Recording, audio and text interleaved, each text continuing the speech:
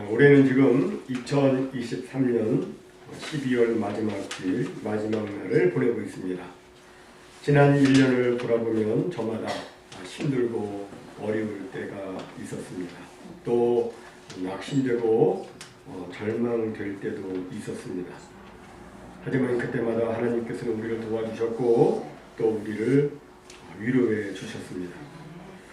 그리고 또 하나님께서는 예수 그리스도 안에서 한 가족된 우리 성도들을 통해서 서로를 위해서 기도하게 하시고 또 서로를 통해서 힘을 공급받게 하시고 기쁨도 함께 누리게 해 주셨습니다. 오늘 한 해를 마감하고 새로운 기대와 소망으로 새해를 기다리는 2023년도 이 마지막 시간에 저는 잠시 굉장한 삶의 위기를 맞았던 유다의 여호사밧 왕 이야기를 하고자 합니다.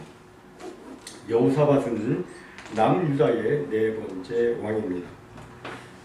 여호사밧은 모든 사람들이 그렇듯이 실수와 잘못이 없는 것은 아니었지만 그래도 대체로 하나님을 잘 섬기는 왕이었습니다. 우상을 용납하지 않았습니다. 온 백성이 하나님께 돌아오도록 노력을 했고 그리고 또 백성들이 하나님의 말씀을 열심히 배우도록 그렇게 격려한 왕으로 성경은 기록하고 있습니다. 그런데 그에게 오늘 본문에 보니까 아주 커다란 위기가 왔습니다. 그것은 바로 모압, 암몬, 마온 이 세 나라가 연합해서 남유다를 쳐들어온 것이었습니다. 감당할 수 없는 위기의 파도가 그에게 몰려온 것입니다. 이것을 우리 오늘날 우리 개인사로 한번 적용을 해보자면 우리가 하나님을 잘 믿고 잘 섬기는데 그런데도 갑자기 재정적인 위기, 사업의 위기, 건강의 위기가 한꺼번에 몰려온 것과도 같습니다. 무슨 이야기입니까? 그것은 바로 우리 인생에서 위기가 없는 사람은 없다는 겁니다.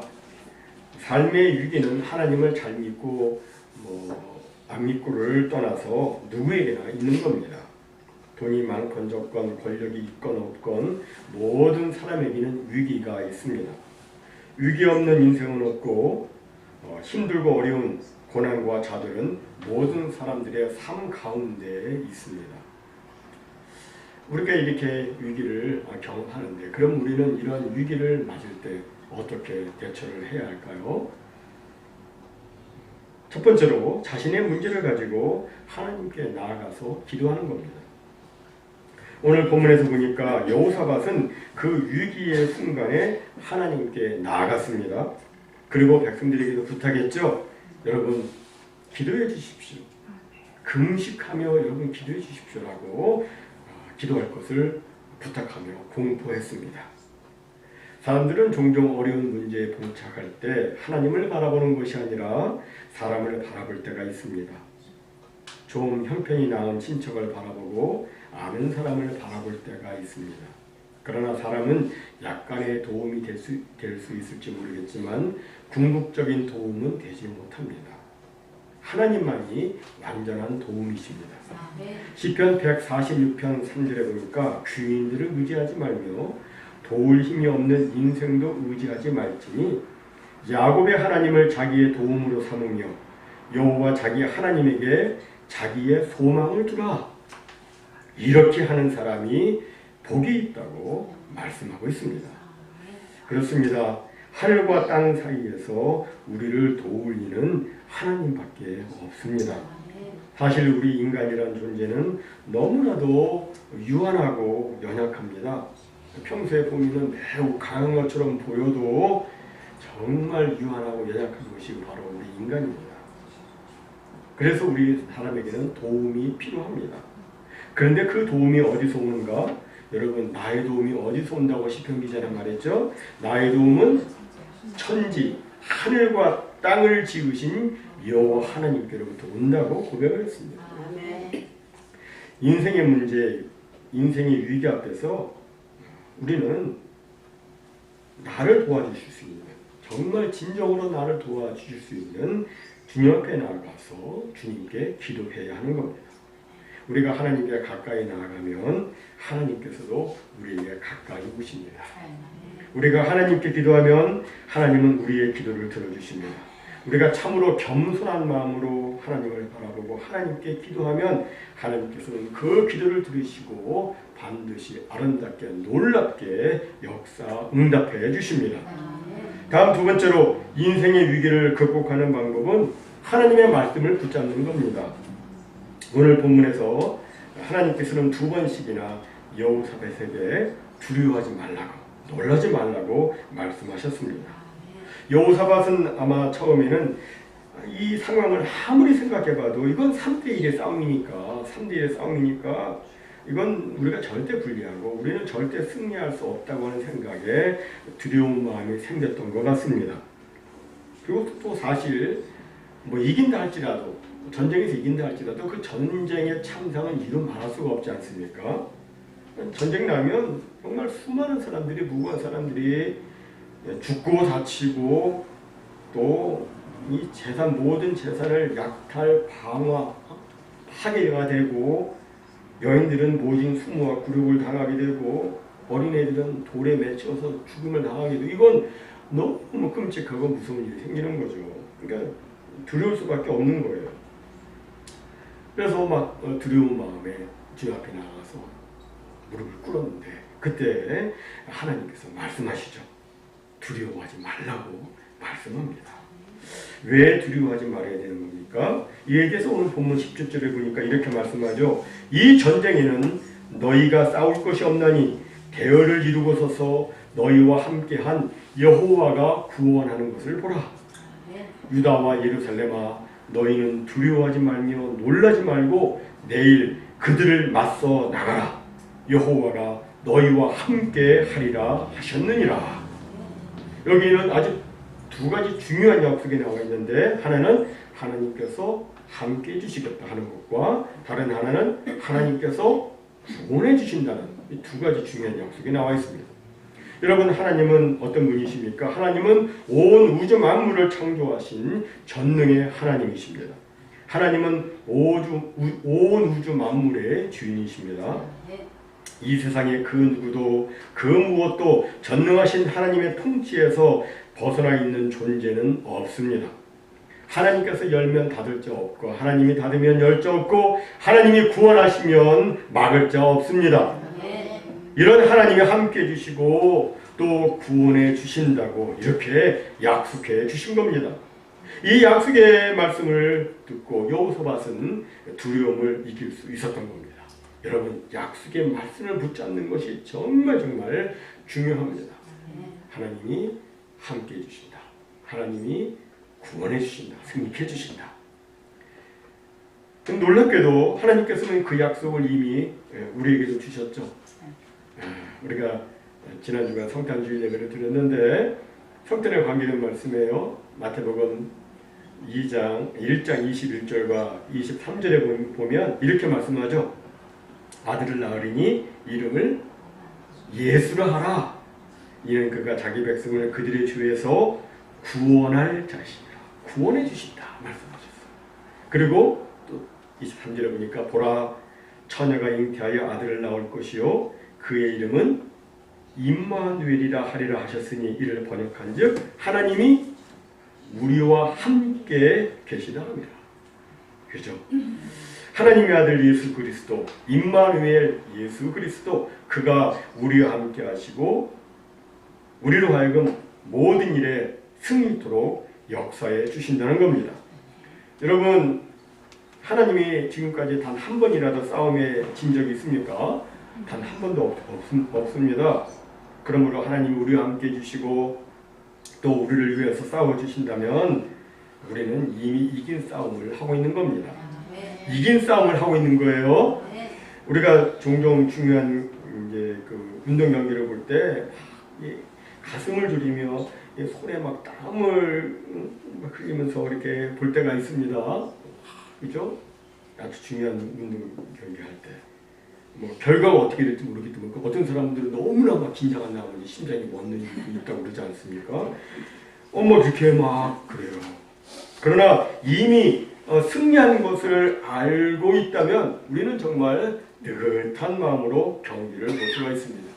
막 기는 것 같지만 결과는 승리했으니까 마음이 느긋해요. 질 것 같은지 그런데 그냥 극장골이 터져가지고 그거 다 알고 있다면 얼마나 마음이 느긋하겠어요.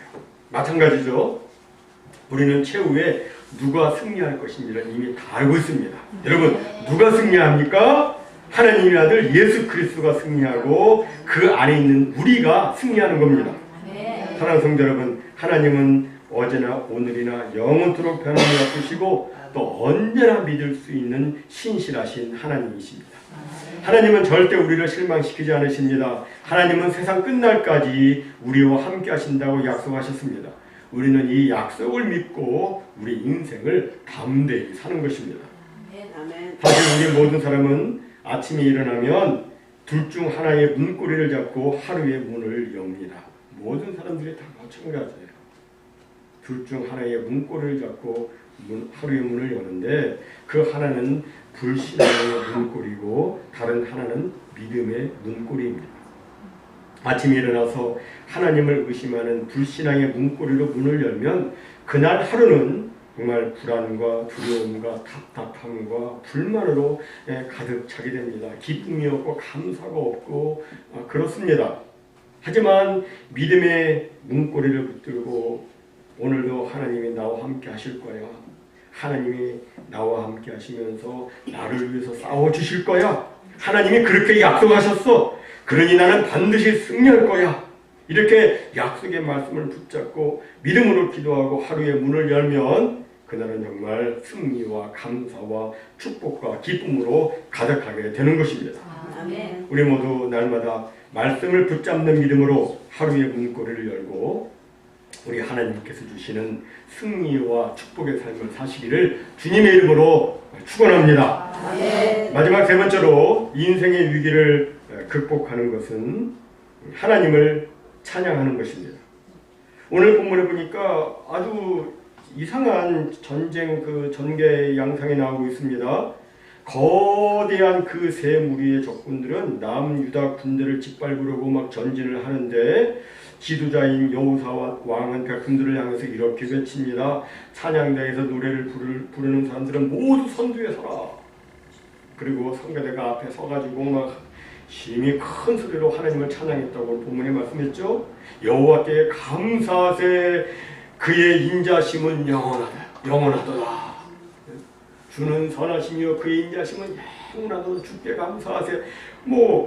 계속 찬양을 했습니다. 근데 이건 아무리 생각해봐도 정상적인 전투 방식이 아니죠. 정상적인 전투 방식이라면 어떻게 돼요? 궁수를 맨 앞에다 세우고 그 다음에 돌팔미 하는 사람들을 그 다음에 세우고 그 다음에 오는 사람들을 또 창 던지는 사람 앞에 세우고 그 다음에 또 긴 창과 칼을 든 보병을 세우고 기마병을 세우고 이런 식으로 진법을 구성해야 되는데 이건 성가대를 맨 앞에 세우다니 이거는 말도 안 되는 겁니다. 그런데 지금 전혀 아주 다른 방식을 사용하고 있습니다. 여러분 이것은 도대체 뭘 보여주고 있는 것일까요? 이것은 오늘날에도 우리가 전쟁을 할 때면 이런 방식으로 전쟁을 해야 된다 그런 얘기를 하는 걸까요? 그거 아니죠. 예전에 십자군 전쟁 때 이와 똑같은 방법은 아니지만 사람들이 어린아이들의 영혼이 순수하니까 어린아이들이 나가서 싸우면 이긴다고 하면서 어린아이들로 구성된 부대를 맨 앞에 세우고 나갔다가 무수한 어린아이들이 죽고 포로로 붙잡혀가고 그런 비극적인 일이 있었습니다. 오늘 말씀은 그런 식으로 적용하라는 말씀이 아니죠. 이 오늘 말씀에서 중요한 메시지는 뭐냐면 찬양대가 맨 앞에 서 있는 그 자체가 아니라 그 위기의 순간에 하나님을 의지하고 하나님을 찬양했다는 것, 여기에 있는 겁니다. 다시 말해서 인생의 위기는 내 힘으로 해결되는 것이 아니라 하나님이 도우셔야 해결되기 때문에 하나님을 바라보고 하나님을 찬양하라는 겁니다. 하나님의 이름을 드높이라는 겁니다. 하나님의 그 영광을 송축하고 그의 능력을 찬양하라는 것입니다. 그렇습니다. 인생의 전쟁, 인생의 승패는 우리에게 속한 것이 아니고 하나님께 속해 있는 것입니다. 여러분 우리 인생의 전쟁의 승리는 결코 내 힘, 내 경험, 내 지식에 달려있는 것 아니고 하나님께 달려있습니다. 따라서 우리는 내가 싸우려고 해서는 안 되고 하나님께서 대신 싸워달라고 사실 그렇게 의탁해야 됩니다. 하나님께서 우리의 삶 속에서 역사하시면 우리가 싸워야 할 일은 아무것도 없습니다. 그렇죠. 하나님이 대신 싸워주시겠다고 하는데 내가 뭐 나서도 할 게 뭐가 있겠어요? 우리는 그저 우리를 위해 싸우시는 하나님을 찬양하면 됩니다. 여호사밧의 찬양대가 하나님을 높이며 찬양을 하자 무슨 일이 생겼습니까? 성경 보니까 정말 놀라운 일이 생겼어요. 여호와의 복병이 하나님의 그 부르신 천사가 한 무리를 그 3개 연합군에 한 무리를 친 것 같아요. 근데 그들의 눈에 보기에는 여호와의 천사가 치는 것을 보인 게 아니고 그 3개 연합군이니까 이 연합군이 갑자기 이걸 공격한 걸로 보이는 거죠. 우리 군대를 죽이네? 하면서 전쟁에 막 자기들끼리 일어난 거예요. 자기들끼리 막 서로 칼을 겨누고 막 싸우다가 성경 보니까 모두 진멸했다. 이렇게 되어 있어요. 그래서 남유다가 전쟁에 승리했는데 이 일에 뭐 여호사밧 군사들이 한 일은 아무것도 없습니다. 하나님께서 다 해주신 거죠.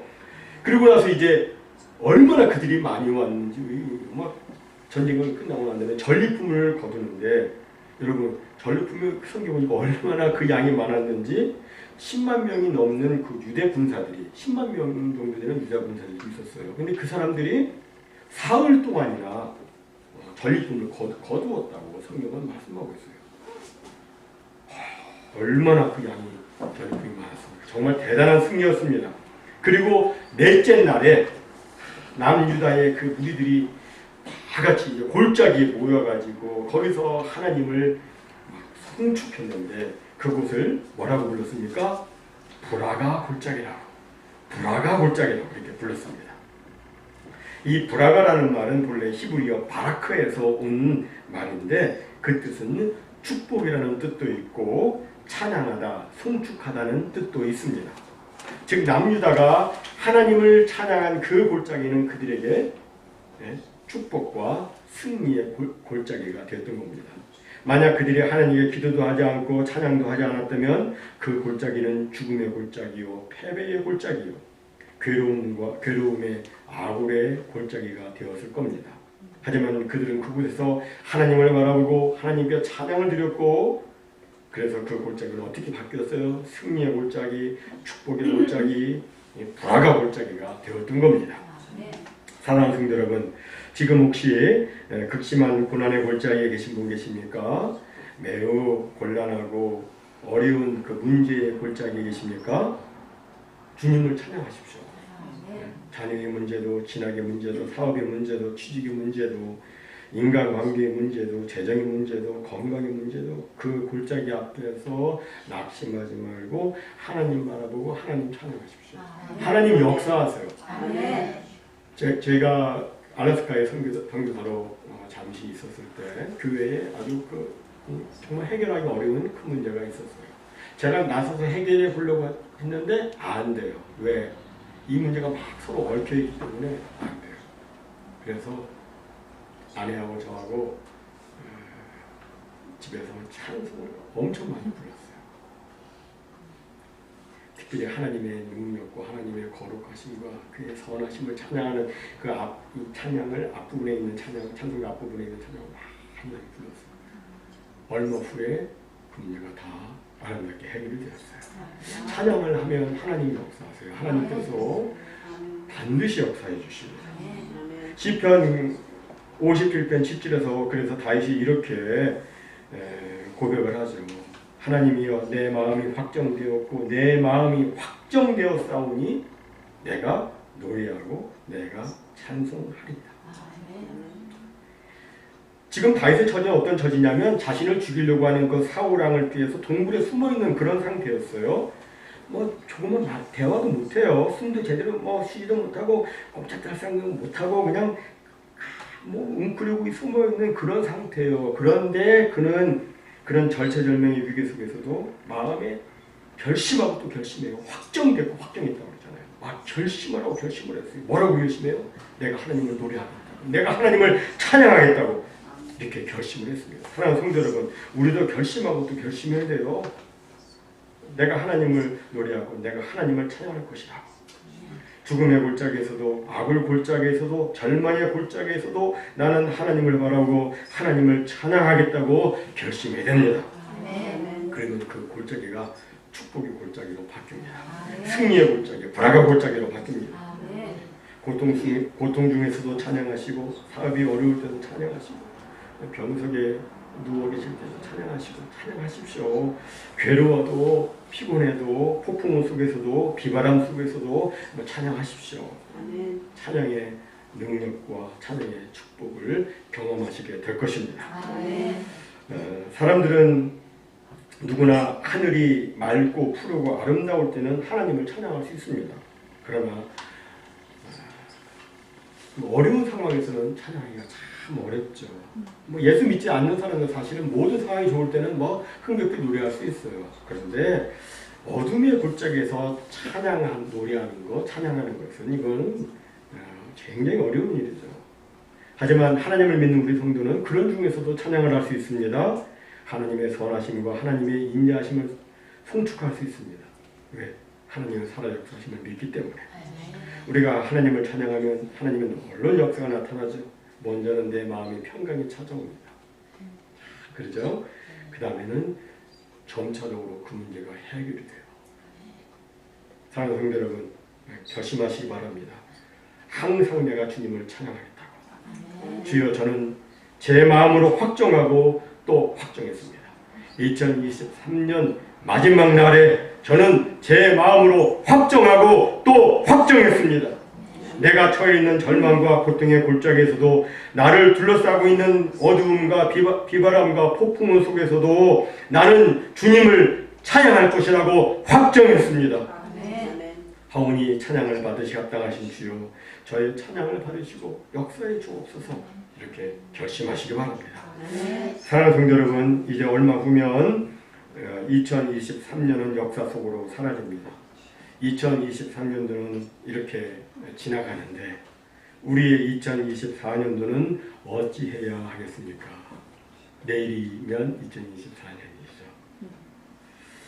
며칠 전 저는 이제 한 해를 마감하는 생각을 하면서 이제 송년에 관한 시를 읽다가 시인 박우복 씨의 얼마나 아름다운 12월인가를 읽었습니다. 정희찬 시인의 시도 좀 좋았지만 이번에 시가 참 의미가 있어서 여러분에게 잠깐 소개해드리고자 합니다. 얼마나 아름다운 12월인가. 한 해의 끝에 서면 나이를 더하는 것이 아니고 새해를 맞는 것이다. 한 해의 끝에 서서 아픈 기억을 지워버리듯 얄팍한 우리의 나이도 지워버리자. 애당초 시작하면서 빈손 하나만 가지고 인생을 엮어갔듯이 다시 한번 어깨를 펴자. 우리에게 12월의 모습이 얼마나 아름다운가. 침몰하는 시간이 아니고 희망찬 내일을 바라보는 가장 높은 전망대처럼. 그렇습니다. 우리 모두 높고 높은 전망대처럼 새해를 맞이하시기 바랍니다. 높고 높은 전망대처럼 새해를 맞이하십시오. 믿음의 그 드높은 전망대에 올라서 하나님께 나아가 하나님께 기도하고 하나님의 말씀을 붙잡고 하나님을 찬양함으로 올해를 마무리하고 새해를 맞이하시기 바랍니다. 그래서 말 그대로 우리 모두에게 다가오는 새해가 참으로 희망찬 새해요, 축복된 새해요, 승리의 새해요, 그리고 감사의 새해가 되시기를 주님의 이름으로 축원합니다. 아멘.